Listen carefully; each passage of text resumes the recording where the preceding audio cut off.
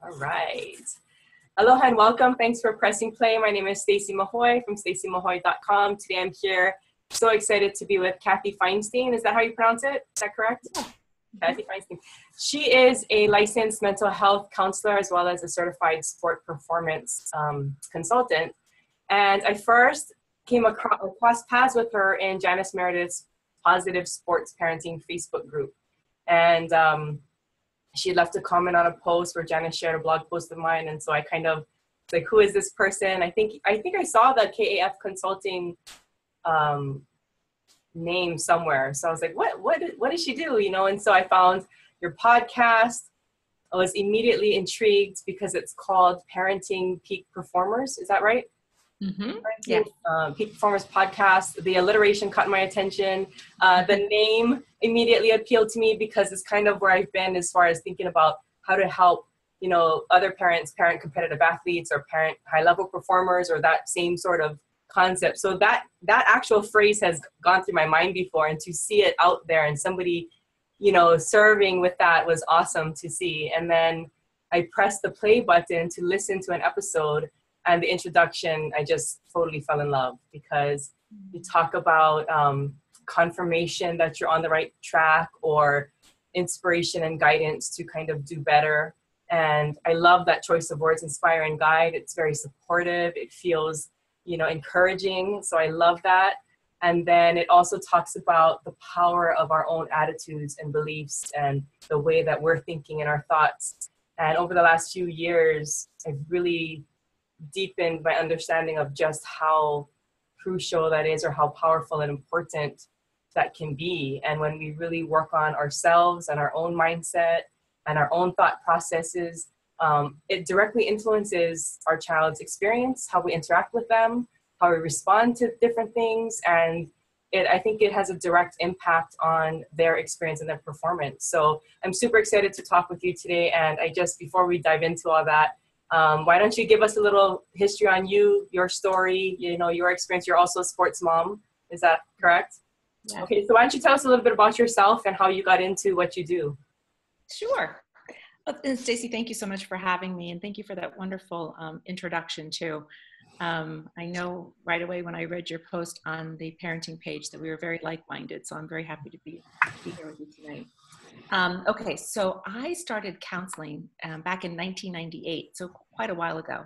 Mm-hmm. And in 2006, both my girls were at the height of their athletic careers, and they were both experiencing performance anxiety. Mm. And so I started looking around for somebody to help them, and the closest person I could find was about 4 hours away. Wow. And so I thought, you know what, this is, you know, if I have this need, I'm wondering, you know, if there are other people that have this need as well. So in the course of my research, I found an organization called the Association for Applied Sports Psychology, and they were offering certification in performance and sports psychology. And I started looking into that, and it was going to be a pretty you know, long road. And quite honestly, I was thinking, you know, do I really need this? I'm a counselor, you know, I can do this. And I am so glad I did it. And I did. I embarked on that. It took me 5 years. I had to go back and take 5 courses and did a 700-hour practicum. And by that time, my daughters were, you know, they didn't need me. They didn't need it anymore. They were already off on their own.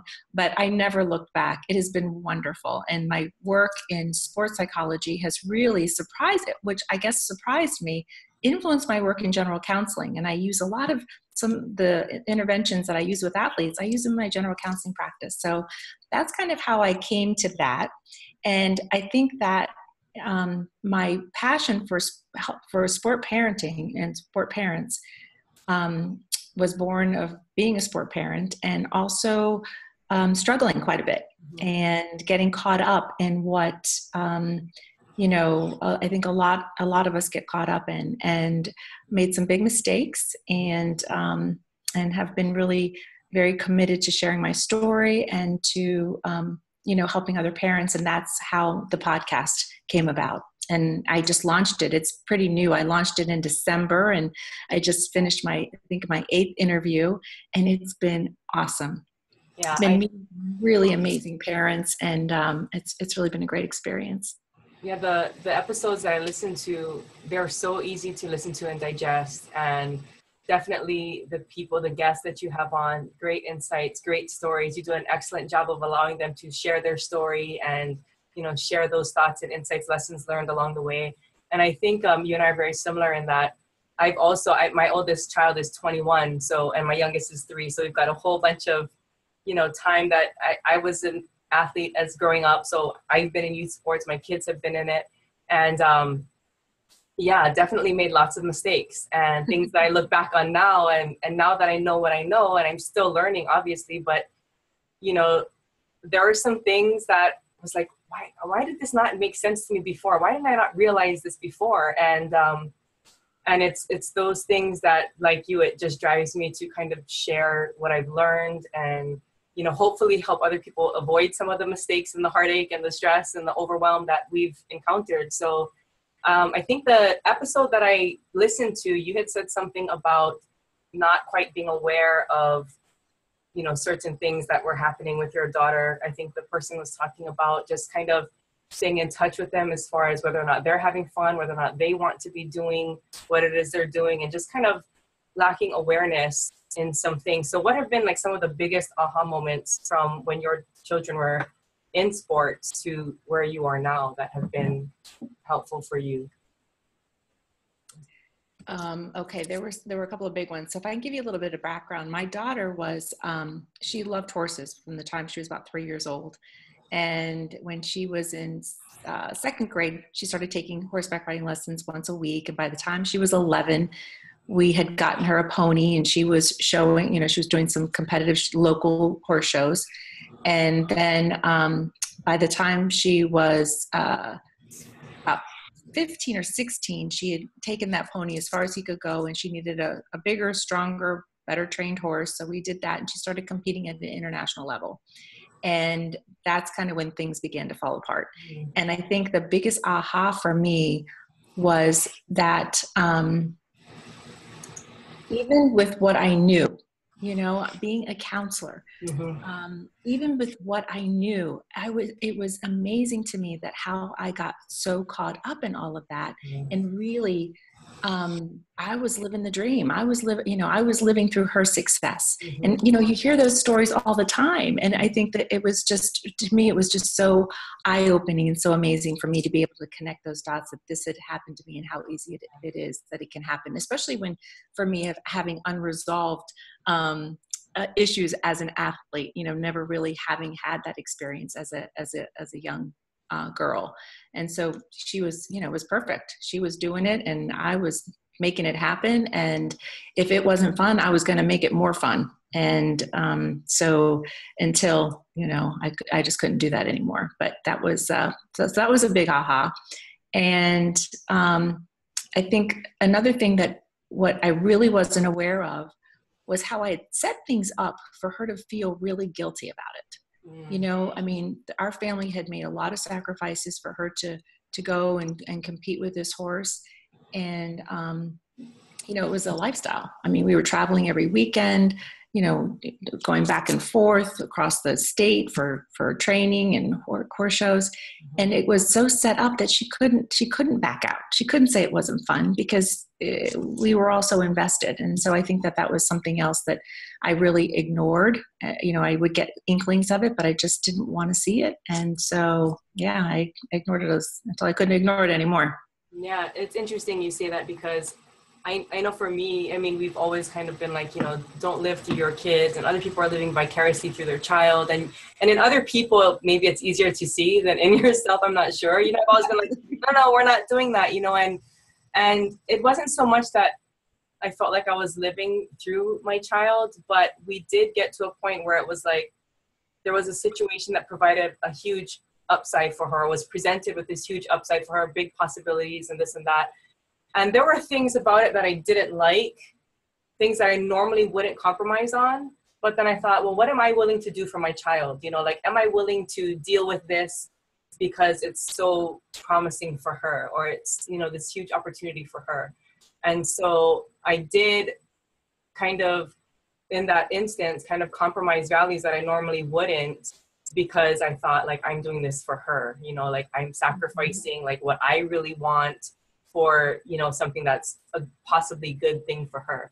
And now I look back on that, I'm like, I'm not going to do that again. Like if there's something that's really a core value for me, like we just don't compromise on that ever. If something feels completely wrong in your gut, like just, that's a no, you know, like, so that's something that happened with me was like, I ignored these alarm bells, like literally probably the only time in my life where they were ringing so loud. And I was like, no. If that was the case, someone would say something or something else would clue me in. I'm like, maybe I'm just overreacting and there's so much good that can come of this. So maybe we'll just deal with it sort of thing.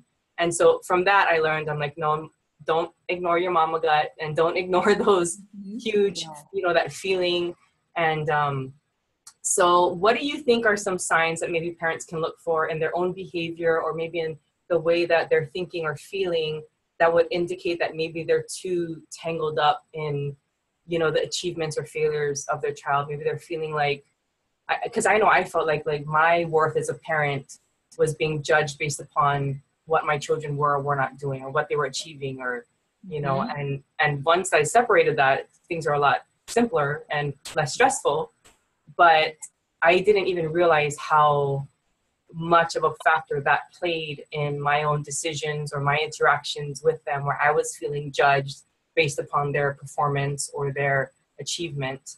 So do you have any insights on that or any, as far as like what maybe red flags parents can look for in themselves or their own behaviors or their own feelings that would clue them in that maybe they need to adjust their attitude or their feelings? I've got a couple. One of them is I remember many times feeling like I was pulling my daughter along, like I had more enthusiasm than she did.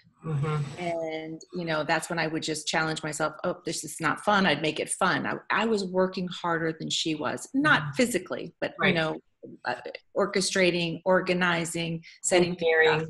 Right. Yes. So that was one thing is, recognizing when you're working harder than your athlete is. I would hear things from other parents. Oh, your daughter's so lucky. You're so committed.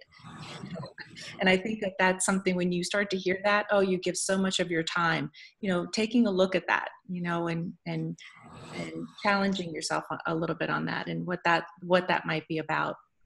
I think another thing too was resentment.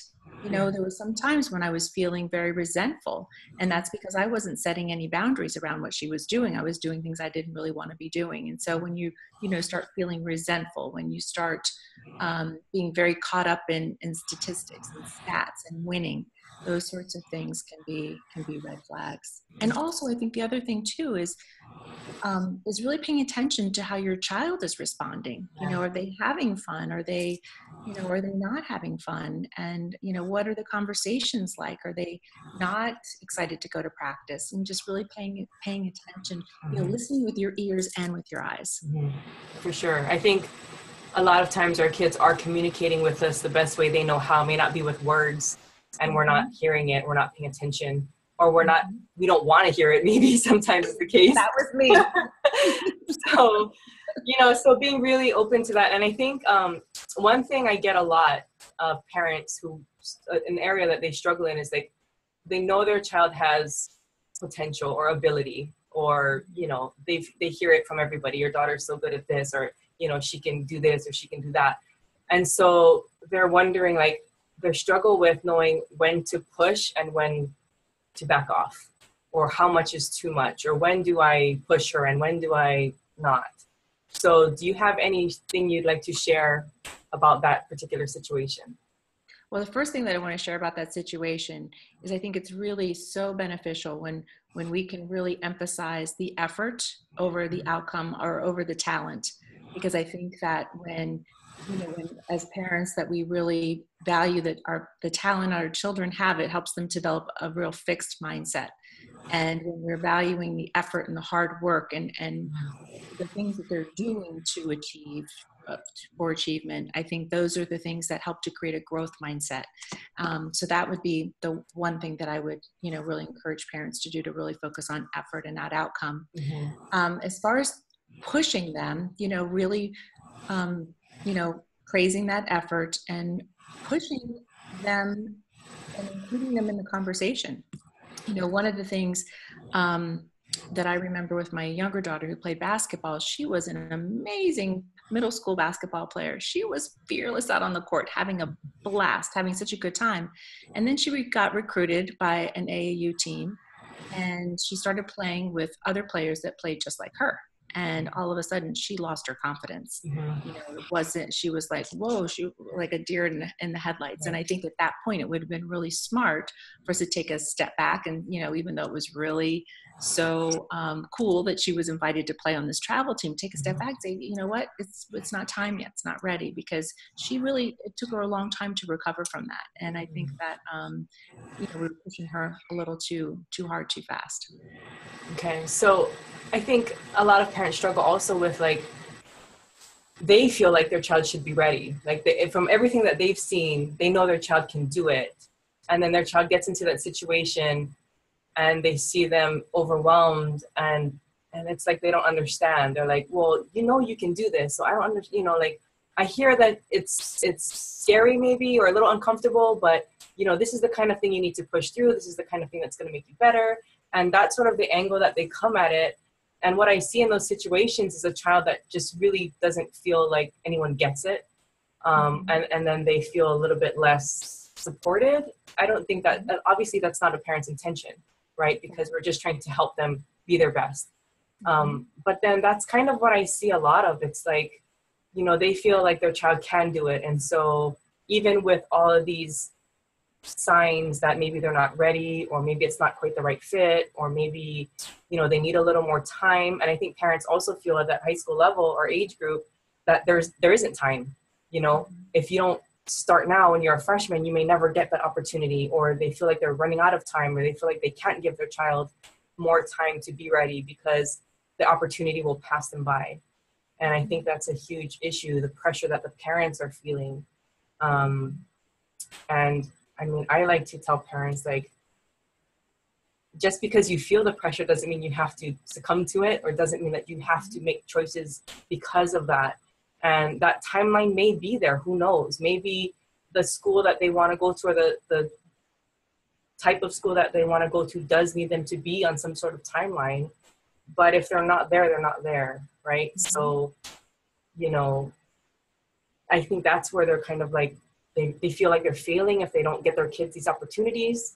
And then, you know, they feel like their kids should be able to do it. So there's a lot going on. And that's an age where there's so much going on just with them as human beings, like being teenagers and transitioning to high school, and they're dealing with so much that I think a lot of them just really need a little bit more time, a little more support, rather than you should be able to do this, basically, is the message that they're getting. And Stacey, you know, you bring up a really great point too. And that, you know, I think that as parents, you know, they should be ready. You know, I think that it is a complex issue, because there's a culture that really supports that, you know? Sure. And I think that it's so easy to get caught up in that. And I remember when I was talking with David Emma, whose daughter right now is getting ready. She's just starting her freshman year at University of Florida playing tennis. And he was saying that, you know, in the tennis world, that was one of his biggest challenges. And one of his regrets is it was just so easy for him to get caught up in pushing her along. And, you know, and so there's a lot of pressure that parents feel, you know, and it just trickles down to their kids. Yeah. And I think what he was saying in there too is he kept going back and checking with his kids, like, do you really want to be doing this? You know, is this something that you really want to be doing? And I think that's so cool, because when it comes down to it, when you're looking at your child possibly playing at a high level, right, a very competitive level, there's a point at which, like, you don't survive that unless you actually want to be there. Like, you really love it, and it's like you're on fire for it. Because it gets hard, it gets challenging, it's demanding physically, mentally, and emotionally. And if you're not really wanting to be there, chances are you're going to quit anyway. Mm-hmm. So I think it was super cool that he was continuously checking in on them. And I think some parents feel like, well, I have to push them because they're going to thank me later.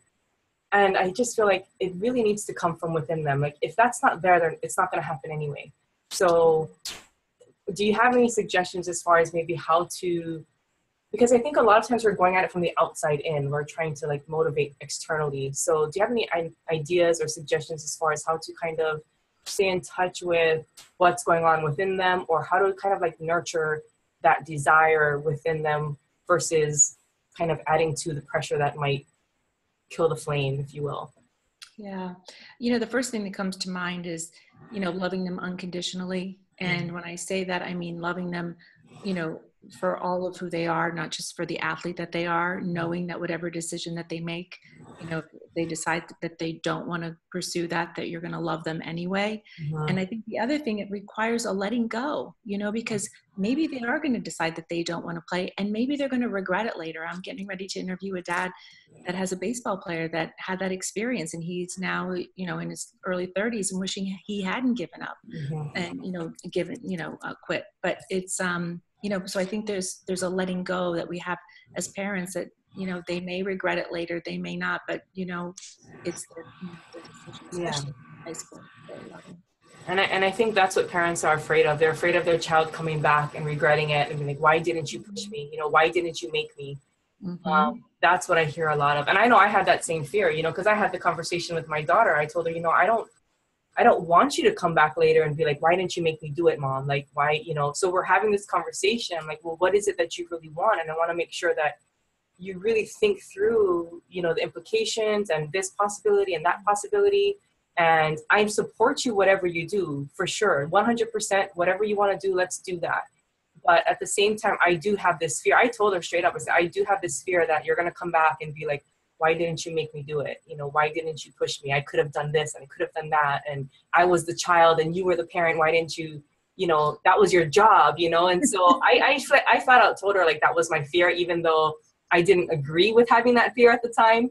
But I was honest and upfront, and I just said, look, this is what I'm afraid of. Like, I wish I could let that go, but this is a concern that I have. And so we just have this conversation, but that's certainly a real fear, I think. And I think that that's a great conversation to have. And I would add to that too, Stacey, is to normalize for kids, because every athlete wants to quit at one point or another.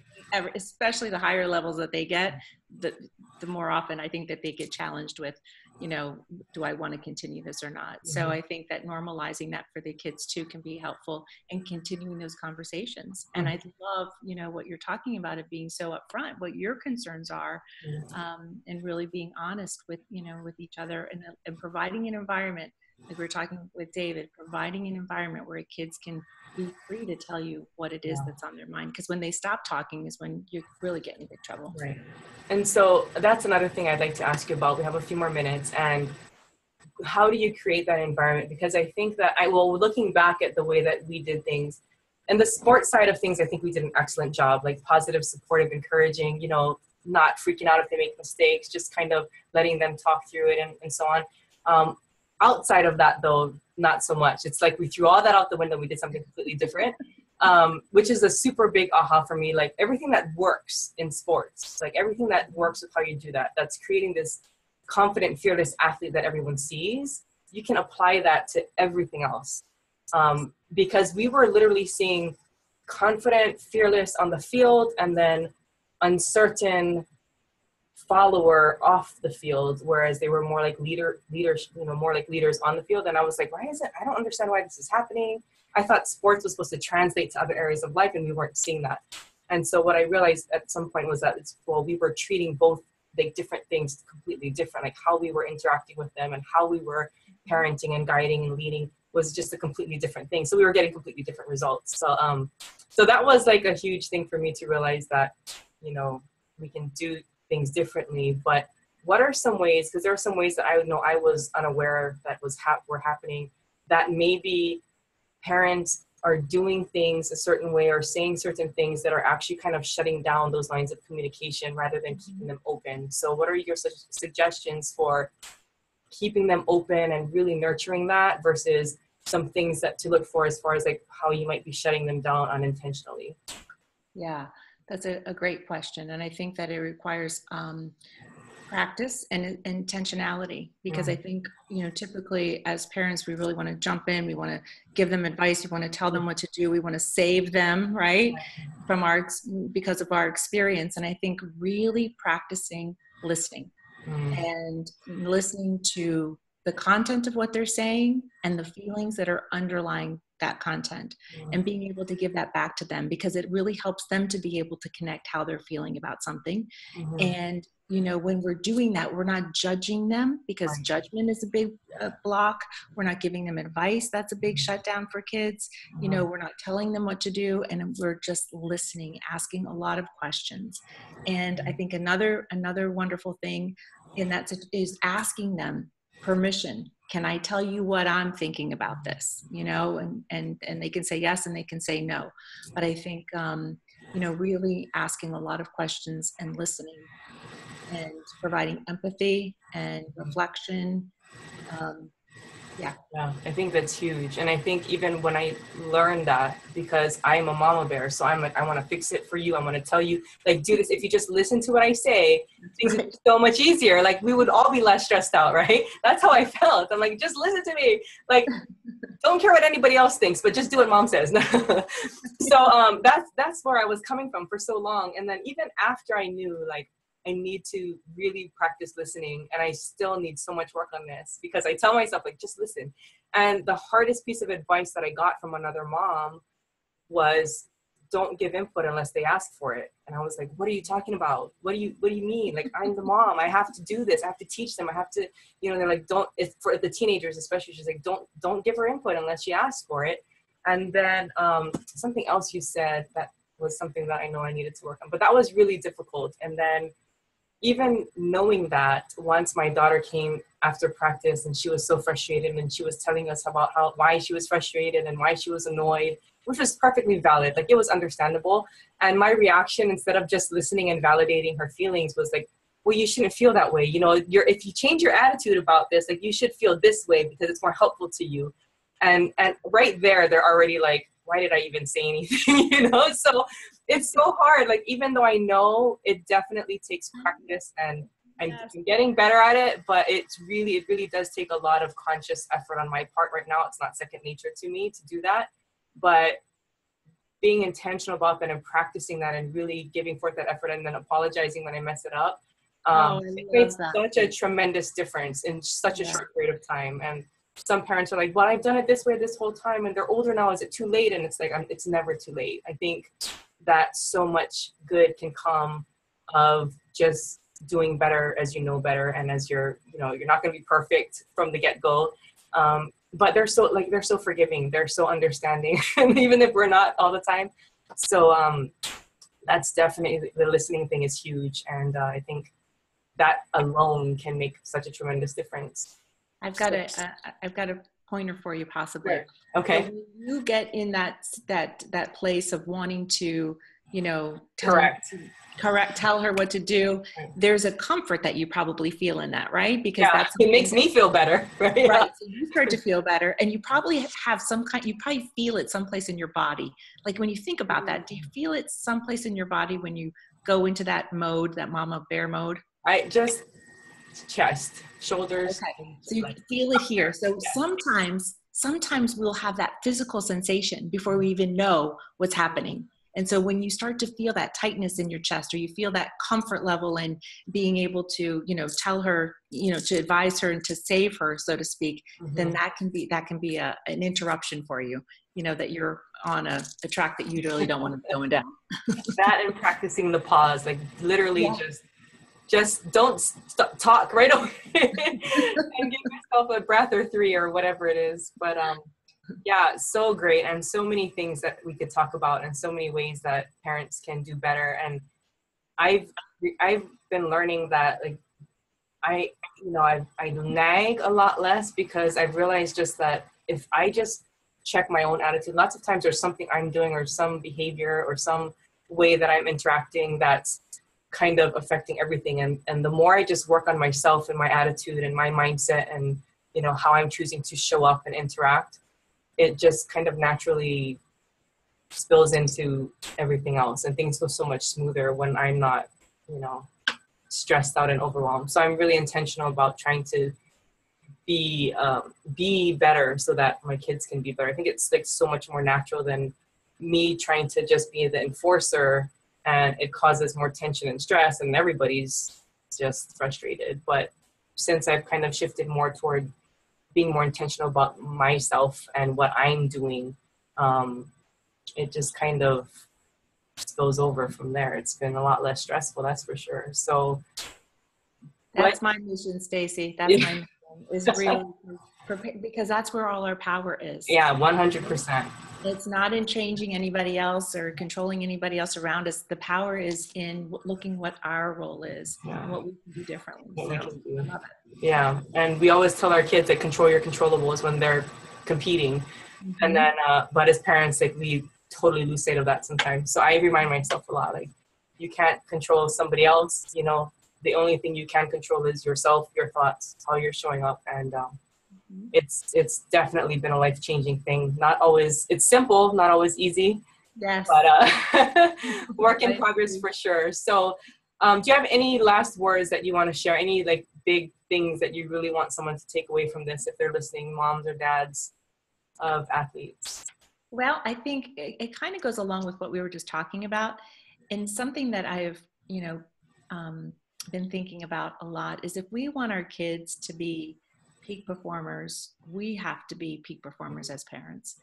Yeah. And I think that we have to practice, the same mental toughness that we're asking them to practice, and, the same mindfulness, and I think to be good role models. So, and I think that, again, love what you say. It's really what our role is and what we can do, because that's basically what we can control. And so working on ourselves, I think, is the best thing that we can do for our kids.